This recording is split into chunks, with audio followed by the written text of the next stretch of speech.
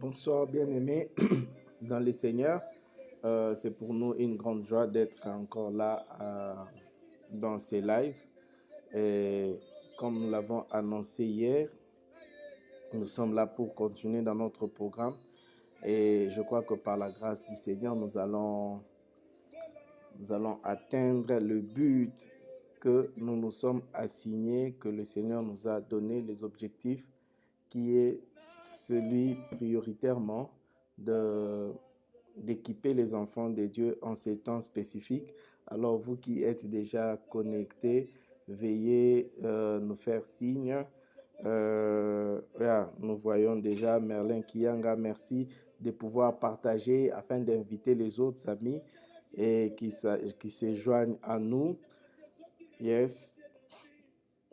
Partagez avec les amis, partagez la vidéo et nous allons continuer notre programme par la grâce de Dieu afin que l'Église de Dieu se prépare, afin que les enfants de Dieu soient prêts en ce qui concerne le combat spirituel. Partagez la vidéo. Partagez la vidéo. Merci pour ceux qui sont déjà là. Que le Seigneur vous bénisse abondamment. Partagez la vidéo afin que les autres se joignent à nous. Bonsoir mon frère. Partagez la vidéo, invitez les amis avant que nous puissions commencer notre programme. Ce programme que Dieu nous a inspiré. Bienvenue à Nathan, bienvenue à Evelyne Kabunji, bienvenue Maman Lina. Nous vous recevons dans la joie du Seigneur dans ces programmes et je crois que chacun d'entre nous bénira le Seigneur pour ces programmes, que nous sommes en train de faire. Alléluia. Merci frère, que mon frère Francesco de nous se joindre à nous. Maman Lina, que Dieu te bénisse. Nathan Wangu, que Dieu te bénisse. Merci d'être là. Hier, nous avons introduit cette partie et nous avons promis que cette semaine, nous allons développer sur des éléments qui constituent les fondements, les éléments des bases, les fondements, les premiers, les choses qui sont premiers dans la marche avec le Seigneur. Et nous avons dit hier, en introduisant, nous avons dit ceci. Lorsque l'apôtre Paul parle dans, disons, l'auteur des Hébreux, permettez-moi de dire ainsi, quand il écrit au chapitre 5 et au chapitre 6, il parle des premiers rudiments des oracles de Christ, au chapitre 6, des premiers rudiments des oracles de Christ. Alors, si l'apôtre utilise le terme premier, c'est-à-dire que ces choses-là sont réellement premiers, elles ne doivent pas venir en deuxième position. Alors, c'est très important pour nous, enfants de Dieu, de faire en sorte que les premières choses soient premières. Merci, Maman Lina, de partager. Merci à notre sœur Rachel Kaboko qui est là. Nous saluons la présence de l'homme de Dieu, le pasteur Alain Dagano. Que le Seigneur vous bénisse. Donc, je disais, l'apôtre Paul dans Hébreux chapitre 5, il parle de premier rudiment des oracles de Christ. Quand il dit premier, c'est-à-dire que ce sont des choses qui viennent en premier. Nous saluons la présence de Mama Wiva Kalombo à partir de Greensboro aux USA. Donc, premier, c'est premier. Alors, imaginez que dans votre Bible, à vous, il est écrit clairement que ceci est le premier rudiment des oracles de Christ. Je ne vois pas par quelle compréhension vous allez prendre ce qui est premier, le mettre en deuxième position. Et quand vous ne mettez pas ce qui est premier en première position, le reste devient déjà problématique. Le psalmiste dit ceci: lorsque les fondements sont ébranlés, les justes, que fera-t-il? C'est-à-dire, quand les fondements ne sont pas bien placés, quand les fondements ne sont pas là, les justes ne peuvent rien faire. Et l'apôtre Paul maintenant dit ceci dans Hébreux au chapitre 6, que ce que je vous dis ici constitue le fondement de la vie chrétienne, constitue les premiers éléments de la doctrine de Christ. Et il parle de ces éléments-là, il dit ceci: le renoncement aux œuvres mortes, la foi en Dieu, la doctrine des baptêmes, l'imposition de mains, le jugement éternel et la résurrection de mort et le jugement éternel. Quand ce qui est premier est mis en deuxième, troisième, quatrième position, il y a déjà, les justes ne pourra rien faire. C'est comme ça la Bible dit: si les fondements sont ébranlés, les justes, que fera-t-il? Et alors, hier, il y a un frère qui avait posé la question, maintenant, que faire pour rattraper cela? La grâce que nous avons dans la foi chrétienne, c'est qu'il n'est jamais tard pour apprendre. Et pendant ces sessions, nous allons un peu exploiter ces points ici de manière un peu plus basique et plus simple. Avec quel objectif? Le premier objectif, c'est que si vous qui me suivez, vous ne l'avez pas reçu, vous n'avez pas reçu de manière systématique ces éléments de base, que vous puissiez l'avoir au travers de notre programme. Deuxième objectif, c'est que vous soyez capable de les enseigner aux autres. Vous soyez capable de les enseigner aux autres. Nous saluons la présence de notre sœur Olga Kasangana Bioli à partir des États-Unis. Donc, si vous suivez ces programmes correctement jusqu'à la fin, c'est là vous aidera à posséder les éléments nécessaires de le premier rudiment ou les choses fondamentales de la foi en Christ, et ça vous rendra capable à votre tour d'enseigner aux autres. Vous voyez un peu, d'enseigner aux autres. Et c'est pourquoi je vous demande d'être fidèle et de recevoir ces choses afin d'être capable de les enseigner aux autres. Alors, donc, comme une maison, on ne commence pas une maison par la toiture. On commence une maison par la fondation. On commence toujours une maison par la fondation. Et dans Hébreux chapitre 6, l'apôtre Paul parle de ce qui constitue la fondation. Donc, nous allons, durant ces enseignements, voir ces fondations avant de passer à autre chose, à ce qui est supérieur. Nous saluons la présence de l'homme de Dieu, Ralph Katambwe, que le Seigneur te bénisse et que Dieu te oigne encore davantage.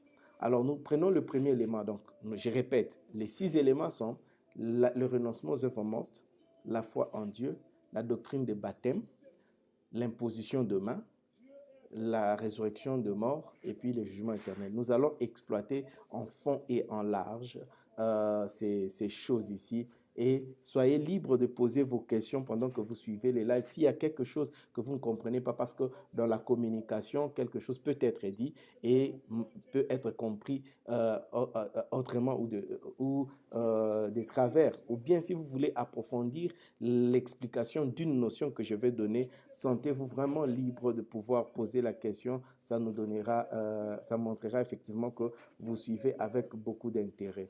Alors, nous sommes en train de parler de renoncement aux œuvres mortes de la chair. Alors, vous devez, si vous avez votre cahier, votre note, vous pouvez écrire. Je dis ceci, les œuvres mortes de la chair, c'est quoi? Qu'est-ce qu'on appelle œuvre morte? Qu'est-ce qu'on appelle œuvre morte? L'œuvre morte, c'est toute œuvre ou toute action que l'homme fait, que l'homme comment dire, fait dans sa vie, qui ne se conforme pas à la parole de Dieu, qui ne se conforme pas aux intentions de Dieu par rapport à la vie, par rapport à ce que l'homme doit vivre, par rapport à ce que l'homme doit faire, tout ce qui ne cadre pas, tout ce qui ne s'aligne pas à la parole de Dieu, tout ce qui ne s'aligne pas à la volonté de Dieu, c'est ce qu'on appelle œuvre morte. Toutes choses que Dieu n'agrée pas, toute action, toute œuvre que Dieu n'agrée pas, c'est ce que nous appelons œuvre morte de la chair, œuvre morte de la chair. Alors, ces œuvres que nous parlons ici sont produites naturellement par notre chair qui demeure sous la loi du péché. Pourquoi on appelle ça l'œuvre morte? Parce que depuis le jardin d'Éden, lorsque l'homme a péché, l'homme est mort. Dieu a dit, le jour où tu en mangeras, tu mourras. Et l'homme est entré dans une mort spirituelle avant de passer à la mort physique. Alors cette mort-là, nous n'avons plus la vie de Dieu. L'homme avait perdu la vie de Dieu en lui. De ces faits, sa chair maintenant a commencé à vivre et à faire les choses selon les sentiments, selon les émotions et non selon la volonté de Dieu. Et c'est ce qu'on appelle les œuvres mortes de la chair. Aujourd'hui, ces œuvres-là en nous sont naturelles. C'est pourquoi, par exemple, on n'apprend pas à un enfant de mentir. Les mensonges est une œuvre morte. Les mensonges. Et on n'apprend pas, personne ne va à l'école où on apprend les mensonges. Ça ne s'apprend pas à l'école, mais c'est produit naturellement. La haine, par exemple, personne n'est pas dans une école pour apprendre à haïr ou à faire du mal. En fait, c'est les mauvais désirs, les mauvaises pensées et tout ça, ce sont des choses qui sont naturelles en nous, qui sont naturelles à cause de la chute d'Adam. Et toutes ces œuvres-là, qui ne sont pas conformes à la pensée de Dieu par rapport à la vie de l'homme, c'est ce qu'on appelle les œuvres mortes de la chair. Et cela est arrivé depuis le jour où l'homme avait mangé le fruit interdit, qui est écrit dans Genèse 2, 17. Car le jour où tu en mangeras, tu mourras. Dieu lui a dit, tu mourras. Et la mort est entrée et la mort a commencé à produire ses œuvres. Nous te saluons, Maman Anikas, que le Seigneur te bénisse là où tu es et qui t'accorde beaucoup de faveurs et de grâces. Alors, c'est ce qu'on appelle les œuvres mortes. 1 Corinthiens 15, 26. 1 Corinthiens 15, 26. 1 Corinthiens 15, 26, la Bible dit ceci. Et le dernier ennemi qui sera anéanti, c'est la mort. C'est-à-dire, pendant que nous vivons ici sur la terre, la mort n'est pas encore anéantie. La mort physique, la mort de notre chair n'a pas encore été anéantie. La mort qui a été vaincue, c'est la mort de notre esprit, parce qu'en recevant le Seigneur, notre esprit a reçu la vie et cette vie est éternelle. C'est-à-dire même lorsque cette chair meurt, la vie de l'esprit demeure. La vie de l'esprit demeure. Et cette chair recevra la vie lors de la résurrection de mort. C'est pourquoi dans les enseignements de base, il y a le point sur la résurrection de mort. Nous en parlerons. Mais la mort est le dernier ennemi. 1 Corinthiens 15, 26. Nous saluons la présence du frère Dani Djibou. Que le Seigneur te bénisse, homme de Dieu, de là où tu nous suis. Donc, nous sommes en train de parler. Il dit les derniers ennemis. J'aimerais maintenant prendre le temps pour vous expliquer ce que l'apôtre Paul dit dans 1 Corinthiens 15, 26. Et le dernier ennemi qui sera anéanti, c'est la mort. Pourquoi est-ce qu'il dit que la mort est le dernier ennemi qui sera anéanti? Est-ce que la mort n'a-t-elle pas été anéantie à la croix? Pourquoi l'apôtre Paul dit encore que le dernier ennemi qui sera anéanti, c'est la mort? Je vous explique, suivez très bien l'explication. Lorsque l'homme a péché dans les jardins d'Éden, lorsque l'homme a péché, Dieu lui avait dit, dans Genèse 17 qu'on vient de citer, le jour où tu en mangeras, tu mourras. Alors, vous allez constater que le jour où l'homme a mangé le fruit, il n'est pas mort tout de suite, du moins sur le plan physique. Mais la mort qui s'est passée, parce que Dieu ne peut pas mentir quand il a dit les jours où tu en mangeras, tu mourras. C'est-à-dire l'homme a expérimenté la mort dès ces jours-là. Mais quelle mort? La mort a 3 dimensions. Si vous écrivez, écrivez-le. La mort a 3 dimensions. La mort qui est arrivée depuis le jour où l'homme avait mangé le fruit, la mort a 3 dimensions. La première mort, c'est la mort de l'esprit. L'esprit, la première mort, c'est lorsque la présence de Dieu quitte l'homme. Lorsque l'esprit de Dieu quitte l'homme, c'est déjà une première mort, c'est une dimension de la mort, c'est-à-dire la présence de Dieu. Et cette présence de Dieu, quand elle est sur l'homme, cette présence, quand elle est sur l'homme, c'est la dimension de la gloire. Parce que le mot gloire, quand vous lisez gloire dans la Bible, chaque fois que vous voyez le mot gloire, vous devez le remplacer par beauté. Beauté, c'est pratiquement le même concept. Beauté, la gloire, c'est la beauté.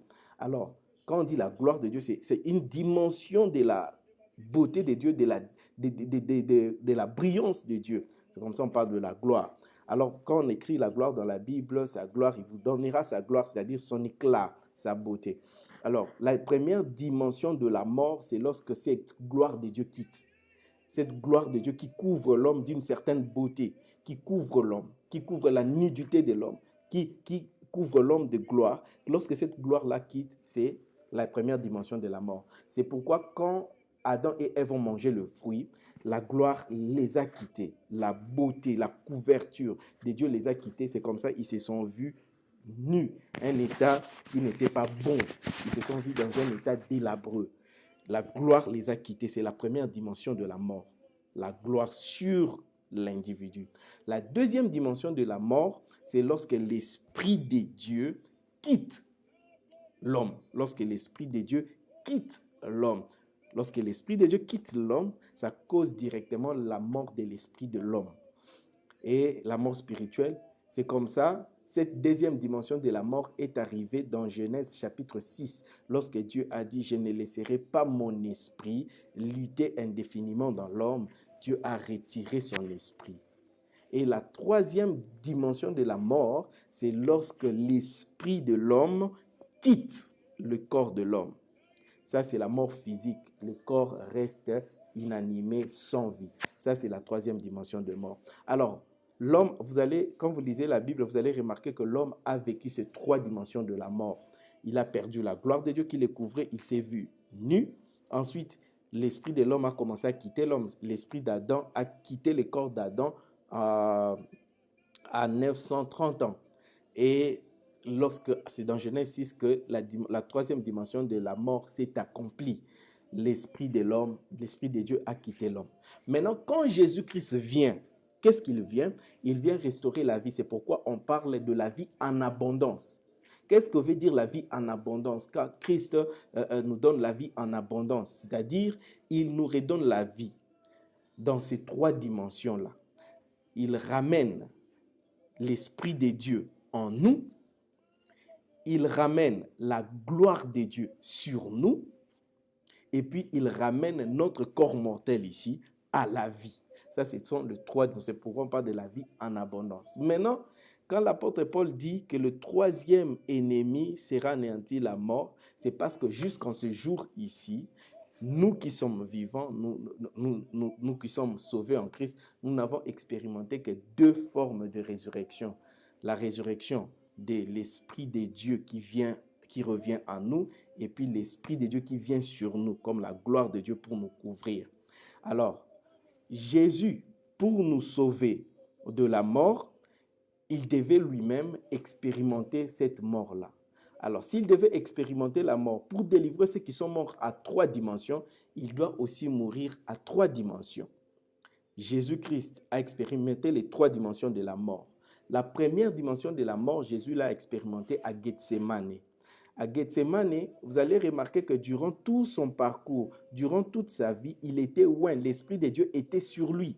C'est comme ça, cette gloire qui le couvrait empêchait à ce qu'on mette la main sur lui. On ne pouvait pas l'arrêter durant toute sa vie, même si on les haïssait, on voulait lui faire du mal, personne ne pouvait poser sa main sur le Christ. Pourquoi? À cause de la gloire de Dieu qui était sur lui, à cause de l'onction, c'est ce que nous appelons autrement l'onction de Dieu qui le couvrait. Et à Gethsémane, il s'est dépouillé de cette gloire-là. C'est comme ça qu'on pouvait l'arrêter et commencer même à les battre. Il s'est dépouillé de cette gloire-là. C'est là que Jésus a expérimenté la première dimension de la mort que Adam avait expérimenté dans les jardins d'Éden. Lorsque la gloire de Dieu l'a quitté, il est devenu vulnérable. Jésus à Gethsémane aussi a expérimenté cette dimension, première dimension de la mort. La gloire l'a quitté. Alors, il a poursuivi le parcours. Arrivé à la croix, il expérimente la deuxième dimension de la mort, c'est-à-dire l'Esprit de Dieu quitte l'homme. C'est ce qui s'est passé dans Genèse 6 lorsque Dieu dit « Je ne laisserai pas mon esprit habiter dans l'homme ». C'est à la croix, il a dit, vous connaissez les passages, Jésus a dit « Eli, Eli, lama sabachthani ». Père, pourquoi m'as-tu abandonné? Là, c'est l'Esprit de Dieu qui quitte l'homme, Christ, et qui va ailleurs, et qui rentre à Dieu. Et là, il a expérimenté la deuxième dimension de la mort. Il lui restait maintenant d'expérimenter la troisième dimension de la mort, qui est l'esprit de l'homme, c'est-à-dire son âme quitte et le corps reste sans vie, il meurt. Et Jésus a expérimenté ces 3 dimensions de la mort. C'est pourquoi il peut sauver ceux qui ont expérimenté la mort. Il peut délivrer ceux qui sont morts. Alléluia. Donc, vous voyez, Jésus a expérimenté. Maintenant, lors de sa résurrection, comme lui, il a ressuscité, comme la Bible dit, lui qui ressuscite, donc, de la même manière que l'Esprit qui a ressuscité Jésus d'entre les morts, rendra-t-il pas la vie dans vos corps mortels? Lorsqu'il est ressuscité, il doit amener tous ceux qui sont morts par les péchés d'Adam à la vie. Et c'est comme ça, quand il est ressuscité, qu'est-ce qu'il fait? Première chose, la Bible dit Jésus, après, quand il est ressuscité, il est apparu devant les disciples. Il souffla sur eux et il dit, recevez le Saint-Esprit. Lorsqu'il a soufflé sur eux, le Saint-Esprit est entré en eux. La vie est entrée, c'est-à-dire c'est en ce moment-là que l'Esprit de Dieu a pris officiellement résidence dans l'homme. L'homme a expérimenté la première résurrection. L'Esprit de Dieu rentre dans l'homme. Lorsque Christ avait soufflé, recevez l'Esprit. Ils ont reçu l'Esprit en eux. Vous comprenez un peu? Ils ont reçu l'Esprit en eux et la vie de Dieu est rentrée. Et après dans Actes, il dit ceci. Et vous recevrez une puissance, le Saint-Esprit survenant sur vous. Là, maintenant, il parle de la deuxième résurrection où la gloire de Dieu vient couvrir l'homme. Vient couvrir l'homme de telle sorte que l'homme ne reste pas vulnérable. Et les apôtres les ont expérimentés dans Actes chapitre 2 lorsque l'Esprit est descendu sur eux.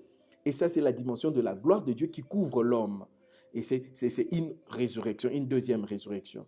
Et l'homme il avait la vie de Dieu en lui, il avait la gloire de Dieu maintenant qui le couvre. Et c'est cette gloire-là qui te permet de faire l'œuvre de Dieu avec autorité et puissance sans que l'ennemi ne puisse porter main sur toi. On appelle ça aussi l'onction du Saint-Esprit. C'est la gloire de Dieu qui couvre l'homme. Maintenant, il reste la troisième résurrection, c'est quoi? C'est que ces corps physiques qui étaient condamnés à la mort doivent aussi être renouvelés, doivent recevoir la vie éternelle. Mais cela n'est pas encore arrivé. Et c'est pourquoi l'apôtre Paul dit, et le dernier ennemi qui sera anéanti, c'est la mort. Il parle de la mort de cette chair ici. Mais pour l'instant, peu importe l'onction que tu as, peu importe la façon dont l'Esprit agit en toi, ces corps demeurent sous le règne de la mort. Il va mourir, il va connaître la mort. Le corps n'a pas encore vaincu la mort. Et nous attendons cela le jour où la trompette sonnera. C'est pourquoi la Bible dit, d'abord ceux qui sont morts en Christ ressusciteront.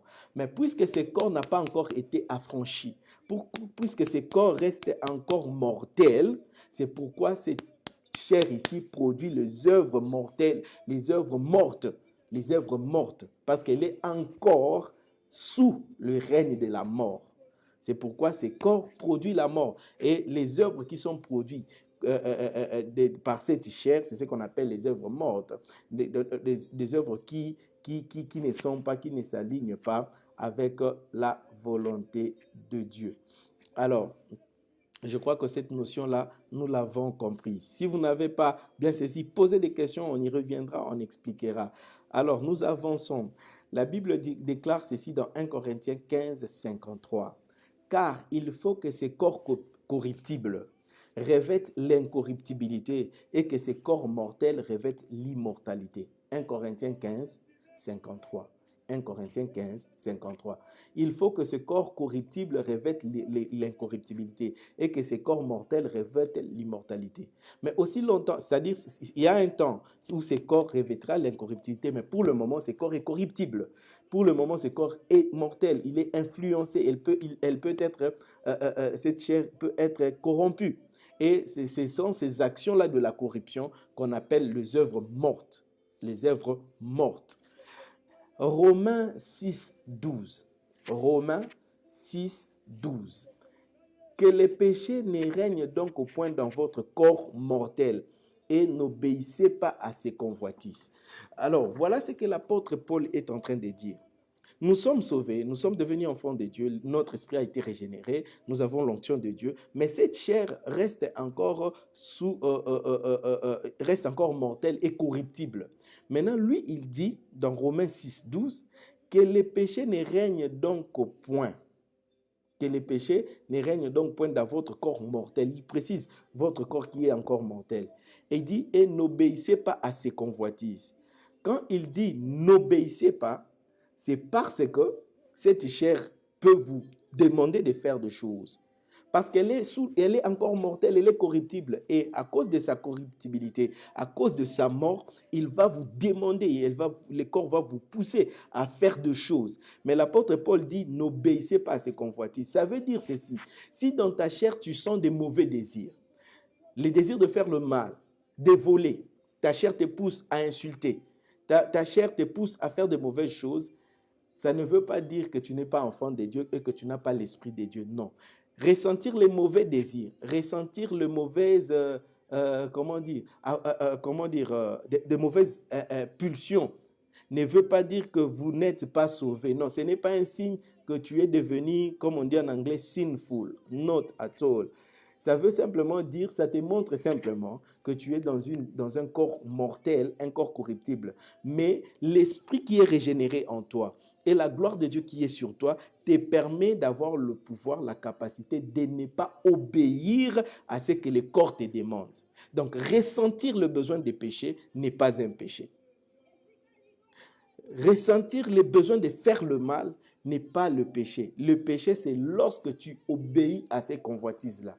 Lorsque tu tombes sous la conduite de cet esprit-là, de la chair, c'est en ce moment-là que tu as commis le péché, c'est en ce moment-là que tu pratiques les œuvres mortes de la chair. Les œuvres mortes seront toujours là et la chair sera tout le temps en train de te proposer.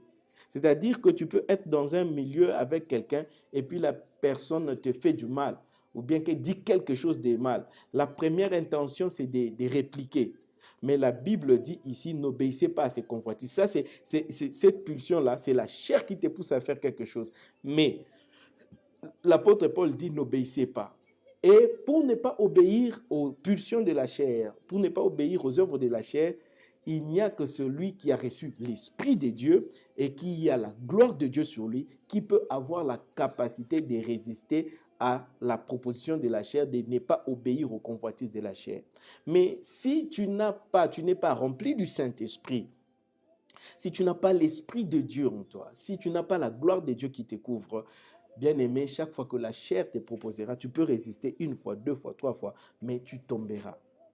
Et quand l'apôtre Paul maintenant dit il faudrait enseigner à ceux qui naissent nouvellement de comprendre les mécanismes, les renoncements des œuvres mortes de la chair, parce que c'est important. Si nous ne comprenons pas comment on peut renoncer aux œuvres mortes et qu'est-ce qu'il en est, c'est difficile aussi de triompher de cela. 1 Corinthiens 15, 54. 1 Corinthiens 15, 54. 1 Corinthiens 15, 54. L'apôtre Paul dit ceci. Lorsque ce corps corruptible aura revêtu l'incorruptibilité et que ce corps mortel aura revêtu l'immortalité, alors s'accomplira la parole qui est écrite, la mort a été engloutie dans la victoire. Mais cette parole ne s'est pas encore accomplie parce que notre corps n'a pas encore revêtu l'incorruptibilité. Il y a un moment où nous allons revêtir l'incorruptibilité, mais ce temps n'est pas encore arrivé. C'est pourquoi il faudrait expliquer à quelqu'un qui vient de se convertir nouvellement que c'est normal que tu continues à ressentir les désirs de faire le mal. Parce que parfois, il y a des gens qui se perdent dans leur foi.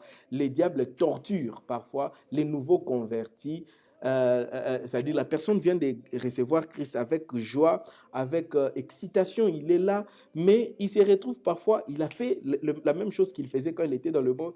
Et le diable, s'il ne comprend pas la notion des œuvres mortes de la chair, le diable peut commencer à torturer cette personne-là, parce que le diable, c'est un accusateur, Satan.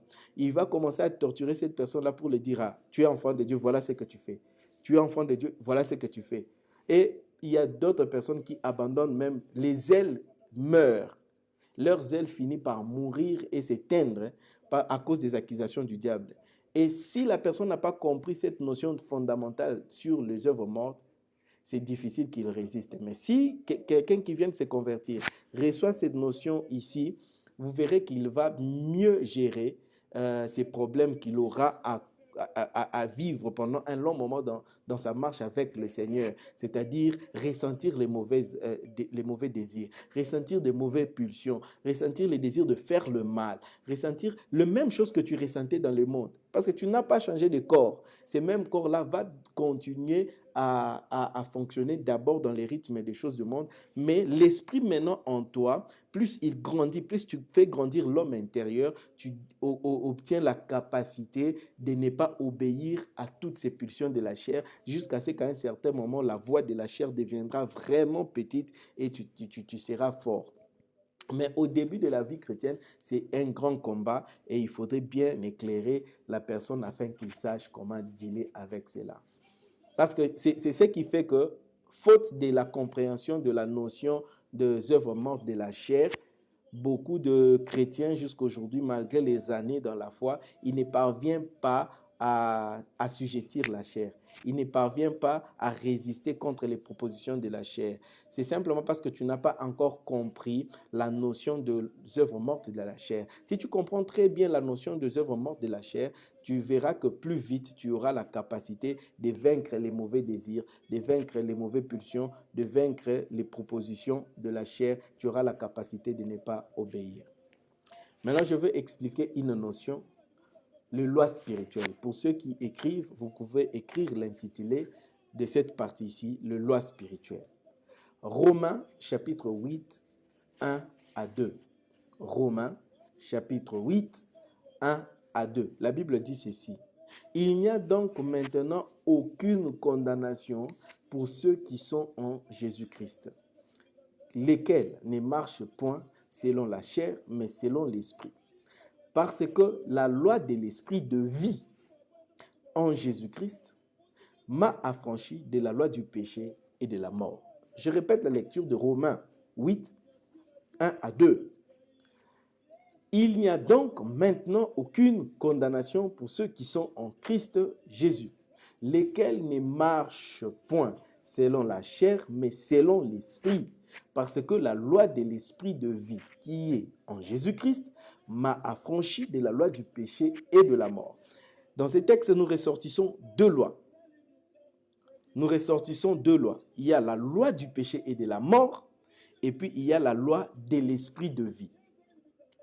Il y a la loi du péché et de la mort, et puis la loi de l'esprit de vie. Maintenant, l'apôtre Paul dit, il n'y a plus de condamnation pour ceux qui sont en Christ Jésus. Pourquoi? Parce que la loi de l'esprit de vie m'a affranchi de la loi du péché et de la mort. Ce sont deux lois opposées. La loi de l'esprit de vie et puis la loi du péché et de la mort. Qu'est-ce qui affranchit l'homme? Parce que la loi du péché et de la mort demeure dans notre chair. C'est pourquoi la chair pousse toujours à pécher et pousse toujours à faire les mauvaises choses. Mais pour vaincre cette loi-là, il faut que la loi de l'esprit vienne t'affranchir. La loi de l'esprit vienne t'affranchir. Maintenant, je commence par expliquer la première loi, qui est la loi du péché et de la mort. Qu'est-ce que la loi du péché et de la mort? Cette loi s'est installée dans Genèse 2. Lorsque Dieu a dit, les jours où tu en mangeras, tu mourras. Et dans Genèse 3, lorsque l'homme a mangé, il est effectivement mort. C'est en ces moments-là que la loi du péché et de la mort s'est installée. Alors, lorsque cette loi s'est installée, cette loi du péché et de la mort opère, agit comme la loi de la pesanteur. J'aimerais prendre quelque chose pour vous montrer cela. Je prends par exemple, voilà. Je prends c'est cette boîte ici. Cette boîte ici est pesante parce qu'il y a la pesanteur. Alors, quand elle est là, si ma main la lâche, elle tombe. Qu'est-ce qui est en train d'attirer cette boîte vers le bas? C'est la loi de la pesanteur. Et tout objet pesant sur la terre subit la loi de la pesanteur. Tout objet subit la loi de la pesanteur. Et la loi du péché et de la mort agit de la même manière que la loi de la pesanteur. C'est-à-dire, le péché, c'est, lorsque on dit la loi du péché et de la mort, lorsque tu commets le péché c'est comme la main qui te tient ici te lâche à cause du péché. Et quand tu tombes, tu touches les bas, c'est la mort. Le péché conduit à la mort parce qu'il y a une force qui te tire vers le bas. Maintenant, la loi du péché et de la mort agit comme ça. Romains 6, 23 les dit, car le salaire du péché, c'est la mort. Mais le don gratuit de Dieu, c'est la vie éternelle en Jésus-Christ notre Seigneur. C'est-à-dire, lorsque tu pêches, tu tombes et jusqu'à ce que tu touches les bas, la mort. Le salaire du péché, c'est la mort. Mais le don gratuit de Dieu, c'est la vie. Romains 3, 23 dit, car tous ont péché et sont privés de quoi? De la gloire de Dieu. J'ai parlé de la gloire de Dieu. Les péchés enlèvent la gloire de Dieu, la couverture de Dieu. Maintenant, la loi du péché et de la mort agit comme la pesanteur. La Bible dit ceci, Jacques 1, 13 à 15. Jacques 1, 13 à 15. Que personne, lorsqu'il est tenté, ne dise, c'est Dieu qui me tente. Car Dieu ne peut être tenté par le mal, et il ne tente lui-même personne. Mais chacun est tenté quand il est attiré. Il est attiré, amorcé par sa propre convoitise. Le péché l'attire par sa propre convoitise. Puis la convoitise, lorsqu'elle a conçu, enfante les péchés, et les péchés étant consommés produit la mort. C'est ça le mécanisme de la loi du péché et de la mort. Maintenant, à l'opposé de la loi du péché et de la mort, il y a la loi de l'esprit de vie. La loi de l'esprit de vie. La loi de l'esprit de vie. Jean 8, 32. Écoutez bien, la loi de l'esprit de vie, ce n'est pas l'esprit, mais c'est la loi de l'esprit. C'est-à-dire l'esprit de vie a une loi. Et c'est cette loi-là de l'esprit qui t'affranchit de la loi du péché et de la mort. Et cette loi de l'esprit agit comme la loi de l'aérodynamique. C'est quoi la loi de l'aérodynamique? La loi de l'aérodynamique, c'est cette loi physique qui permet aux avions de voler, qui permet aux oiseaux de voler, aux hélicoptères de voler. Tout objet volant utilise la loi de l'aérodynamique. Et vous allez imaginer, lorsque l'avion vole, l'avion pèse des tonnes et des tonnes et des tonnes et des tonnes. Mais l'avion parvient à supplanter la loi de la pesanteur. C'est-à-dire la pesanteur est là, mais l'avion vole malgré la pesanteur ne fait pas tomber l'avion. Si la pesanteur ne fait pas tomber l'avion, c'est parce que l'avion applique la loi de l'aérodynamique. C'est quoi la loi de l'aérodynamique? La loi de l'aérodynamique fonctionne avec la forme aérodynamique. C'est pourquoi vous allez voir l'avion a la forme qu'elle a. Les oiseaux ont la forme qu'ils ont. Et puis, il y a la force motrice. Les oiseaux battent de l'aile. L'avion a des moteurs pour la pousser. Donc, lorsque l'avion applique la loi de l'aérodynamique, peu importe la force de la pesanteur, l'avion parvient à supplanter ou à s'affranchir de la pesanteur. L'oiseau de même, comme il applique la loi de la pesanteur et de l'aérodynamique, il parvient à être libéré de la loi de la pesanteur. Et la loi de l'esprit, maintenant, quand on dit dans Romains 8, dans Romains 8, et on dit que la loi de l'esprit de vie m'a affranchi de la loi du péché, ça ne veut pas dire que la loi de l'esprit a supprimé la loi du péché et de la mort. Non, il est venu appliquer une force contraire, une force qui te libère de cette force-là. Maintenant, qu'est-ce qui se passe? Oui, Jean 8, 32 dit, vous connaîtrez la vérité et la vérité vous affranchira. Et retenez cette verbe, et la vérité vous affranchira. Mais dans Romains 8, la Bible dit, la loi de l'esprit de vie en Jésus-Christ m'a affranchi de la loi du péché. Et ici, on dit, vous connaîtrez la vérité et la vérité vous affranchira. Donc, vous délivrera. De quoi la vérité vous délivre? La vérité vous délivre de la loi de la mort et du péché, la loi du péché et de la mort. Donc, nous comprenons que la loi de l'esprit, c'est la vérité dont on parle ici. La loi de l'esprit, ce n'est pas l'esprit. La loi de l'esprit, c'est la parole. C'est la vérité. C'est la vérité. C'est Jésus-Christ lui-même. Il dit, je suis le chemin, la vérité et la vie. C'est la vérité, c'est la parole de Dieu, qui est la loi de l'esprit, qui nous affranchit de la loi du péché et de la mort. Maintenant, faisons cette analyse.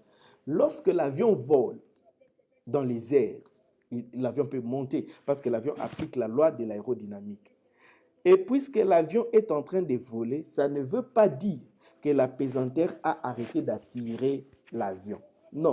Tout le temps que l'avion est en train de voler dans les airs, la pesanteur aussi continue à fonctionner. Mais la pesanteur ne peut pas faire tomber l'avion aussi longtemps que l'avion applique la loi de l'aérodynamique. Imaginez maintenant que le pilote est dans les airs. Il dit, ok, nous sommes déjà très haut au-dessus des nuages, nous avons déjà vaincu la pesanteur. Il coupe les moteurs. Mes amis, au moment où il coupe les moteurs, c'est à ce moment-là que la pesanteur va lui rappeler que je ne suis jamais parti, je suis toujours là. L'avion va tomber. C'est ce qui fait qu'un enfant de Dieu, si tu ne fonctionnes pas dans la loi de l'esprit, à un certain moment de ta marche, tu stoppes un peu les moteurs. Tu arrêtes de fonctionner selon la loi de l'esprit. Le péché, la chair là va te rappeler calmement qu'il a toujours été là, que les œuvres là de la mort ont toujours été là. C'est pourquoi, bien aimé, il ne faut jamais se glorifier parce que tu as atteint un certain niveau. Dis, moi, je ne peux plus jamais faire ça. Non.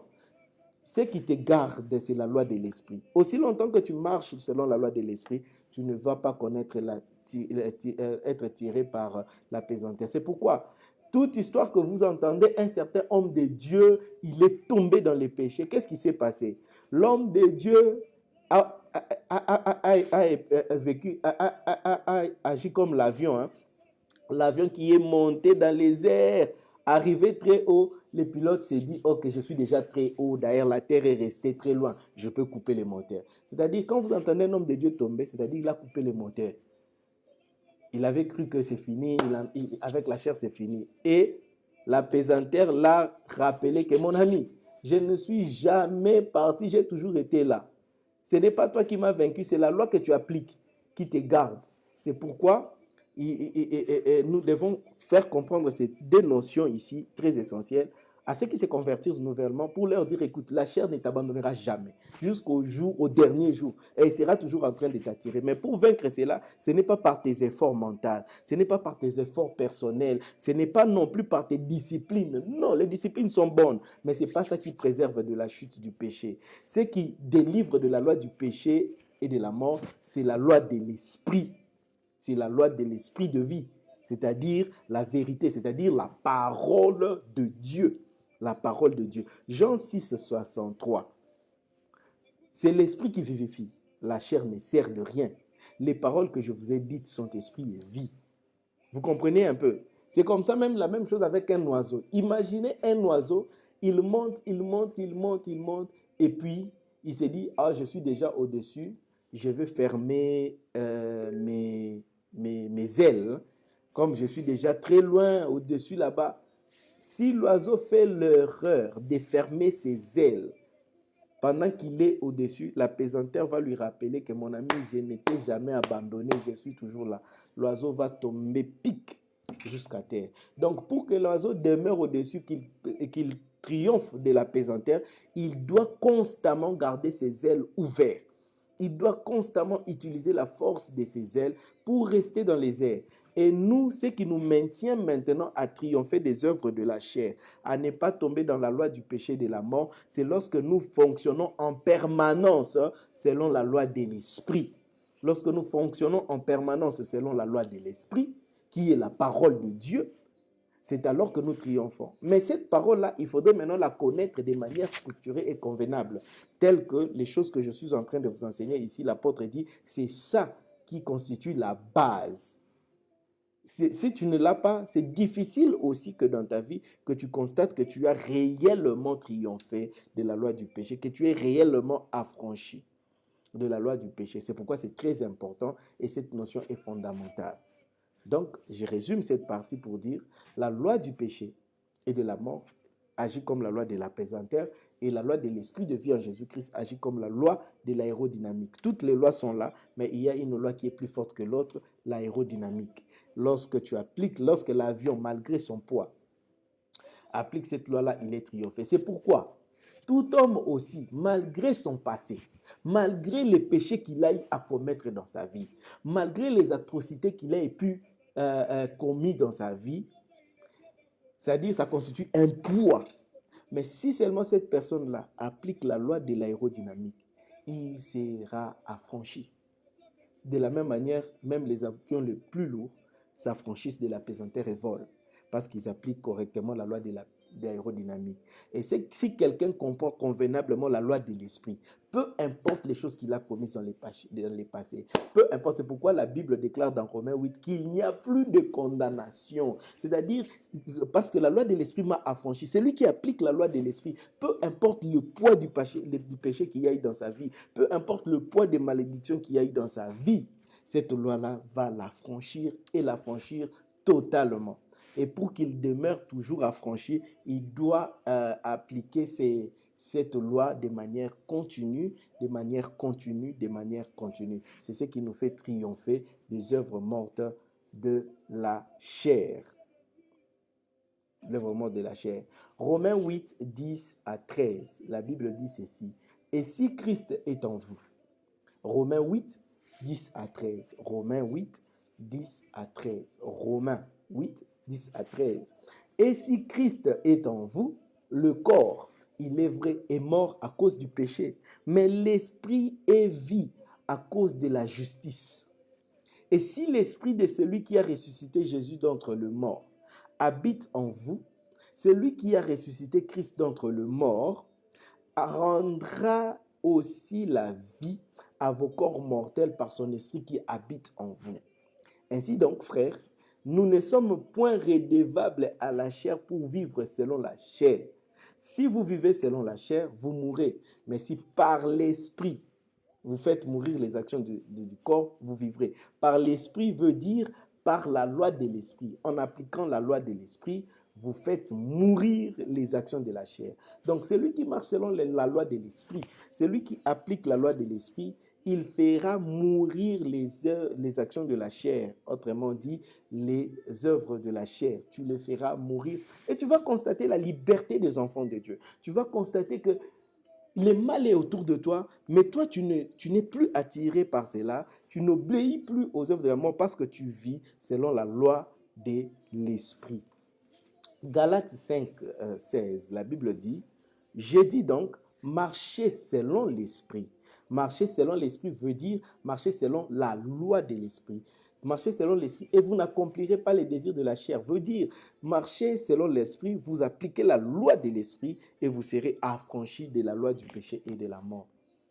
Et comme je l'ai dit, selon l'esprit, c'est marcher selon la loi de l'esprit. La loi de l'esprit, ce n'est pas l'esprit, mais c'est sa loi. Quelle est la loi de l'esprit? C'est ce que Éphésiens 6 nous dit. L'apôtre Paul, quand il parle de combat spirituel, il dit ceci: prenez l'épée de l'esprit. Prenez l'épée de l'esprit qui est la parole de Dieu. L'esprit, vous connaissez vous-même, l'épée est le symbole de la loi. Dans le royaume, pour exécuter une loi ou donner des grades, on prend l'épée, on les met sur les épaules. Ça représente la loi. Et quand on dit la loi de l'esprit, ça veut dire l'épée de l'esprit, c'est la parole de Dieu. Et Galates 5,16 le dit: marchez selon la loi de l'esprit, appliquez la loi de l'esprit et vous serez affranchis des désirs de la chair, des œuvres de la chair, de la loi du péché et de la mort. Et Romains 8, 5 à 6 dit ceci, Romains 8, 5 à 6, ceux en effet qui vivent selon la chair s'affectionnent aux choses de la chair. Vous voyez? Tandis que ceux qui vivent selon l'esprit s'affectionnent aux choses de l'esprit. C'est un effort que, ce n'est pas un effort que l'homme fait pour aimer les choses de Dieu, pour s'affectionner aux choses de l'esprit, c'est-à-dire la prière, la présence de Dieu, l'adoration, la sainteté et tout ça. Ça ne se fait pas par des efforts des hommes. Non, c'est la loi de l'esprit qui elle-même produit cela. Elle te libère de la loi du péché, de la mort, et te fait voler au-dessus, et tu vas t'affectionner aux choses d'en haut. Tu vas t'affectionner aux choses célestes. Et il dit, et l'affection de la chair, c'est la mort, tandis que l'affection de l'esprit, c'est la vie et la paix. Tu vas expérimenter la paix. Romains 8, 5 à 6, tu vas expérimenter la paix. C'est-à-dire, quand tu appliques la loi de l'esprit dans ta vie, c'est-à-dire que tu ne fourniras plus d'efforts pour fuir l'impudicité, pour fuir la pornographie, pour fuir le vol, le mensonge. Tu ne feras plus d'efforts. Pourquoi? Parce que la loi de l'esprit elle-même va t'affranchir. Et du coup, tu vas t'affectionner aux choses de l'esprit sans effort. Et tu vas haïr les œuvres de la chair parce que les œuvres de la chair, la pesanteur, n'aura plus d'effet, n'aura plus de puissance sur toi. Donc voilà, pour aujourd'hui, on va s'arrêter là et nous allons continuer demain sur ces premiers points qui est le renoncement aux œuvres mortes de la chair. Donc voilà, en résumé, je peux dire, pour ceux qui sont venus un peu en retard, nous sommes en train de parler des fondements de la vie chrétienne. Et il y en a 6. Il y a 6 éléments qui constituent les éléments, les premiers, les rudiments, les premiers éléments de la doctrine de Christ. Les rudiments, il n'y en a que 6. Les renoncements aux œuvres mortes de la chair, la foi en Dieu, la doctrine de baptême, l'imposition de mains, la résurrection de mort et le jugement éternel. Ce sont des choses à enseigner à quelqu'un quand il s'est converti nouvellement. Ce sont des premières choses auxquelles la personne doit être exposée, et quand la personne les reçoit comme fondement, sa vie chrétienne sera équilibrée et il sera un chrétien efficace. Et si vous avez reçu cela, vous avez manqué cela, c'est l'opportunité au travers de notre programme de recevoir ces éléments-là et d'être capable à votre tour de les enseigner aux autres. C'est pourquoi je vous conseille, en suivant ces lives, écrivez. Et après les lives, vous pouvez télécharger la vidéo, suivre et partager aussi avec les autres afin d'être édifiés, parce que ce sont des choses essentielles. Et nous avons parlé, les œuvres de la mort, nous avons commencé aujourd'hui par le premier, qui est les œuvres mortes de la chair. C'est-à-dire, c'est toute œuvre que la chair produit, qui est contraire à la volonté de Dieu, contraire à ce que Dieu veut, contraire à la parole de Dieu. Et ces œuvres-là sont produites naturellement à cause de la chute de l'homme. Et c'est attaché à nous. Elle agit maintenant par la loi du péché et de la mort, c'est-à-dire, elle nous conduit à la mort. Et pour être affranchi de cette loi-là, il y a la loi de l'esprit, comme il est dit dans Romains 8, 1 à 2, qu'il n'y a plus de condamnation pour ceux qui sont en Christ, car la loi de l'esprit de vie m'a affranchi de la loi du péché et de la mort. Il ne suffit pas d'être enfant de Dieu. Il ne suffit pas de recevoir Jésus-Christ dans sa vie pour triompher du péché, pour ne pas subir l'influence du péché, l'influence de la mort. Non, il faudrait marcher selon l'esprit, marcher selon la loi de l'esprit, appliquer la loi de l'esprit. Et nous avons expliqué comment cela fonctionne. Nous avons expliqué que la loi de la chair, la loi du péché et de la mort agit comme la pesanteur, mais la loi de l'esprit de vie agit comme la loi de l'aérodynamique. elle doit être permanente pour que l'apaisanteur n'agisse pas. Mais au moment où tu stops, c'est en ce moment-là que l'apaisanteur va agir. Et au travers de ces enseignements, nous allons vous donner la parole de Dieu qui vous permettra aussi d'appliquer de manière continuelle la loi de l'esprit de vie. Elle réside dans la connaissance de la parole de Dieu. Donc voilà un peu, si je peux résumer en ces mots. Vous pouvez télécharger la vidéo, le suivre après, partager avec les amis, partager dans des pages, partager dans le groupe, faire ce qu'on appelle en anglais le watch party. En français, c'est séance vidéo. Ouais. Lancer une séance vidéo après ces lives pour que les autres suivent et qu'ils soient bénis. Merci et je suis disponible pour recevoir vos questions. Là où vous avez questions, parce que les choses que je suis en train d'enseigner sont pratiques, les choses de la vie quotidienne. Donc, ne vous gênez pas de poser la question et de présenter votre besoin. Donc, que mon Dieu vous bénisse abondamment. Nous sommes ensemble. Donc, partagez la vidéo comme je disais et afin que les autres nous suivent aussi, afin que les autres soient bénis. Que mon Dieu vous bénisse. Passez une excellente soirée.